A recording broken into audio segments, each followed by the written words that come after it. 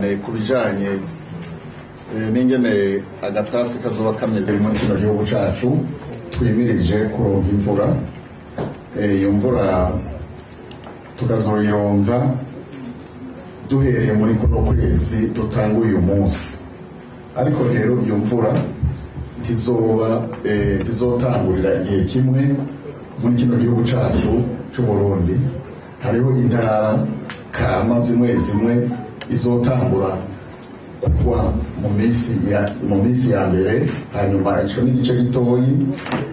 Ni ukuvuga turiteze imvura izotasura hagati y'igice ca kabiri c'ukwezi kwa Myandagaro, ni ukuvuga hagati y'itariki 10 n'itariki 20.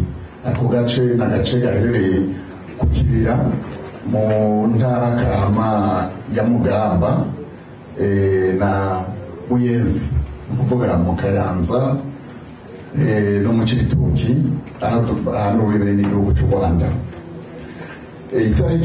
Kuva itariki 20 z'ukwezi Myandagaro gushika 30, murazi ko muri meteorology dukoresha ico bita mu Gifaransa decade. Muri Nyakanga imvura Mwantunga, imvura izoba yatasuye ku gice kinini c'u Burundi. Hanyuma kuva izo tariki gushika hagati mu kwezi kwa Gitugutu imvura izoba yatasuye mu bindi bice bizoba bisigaye.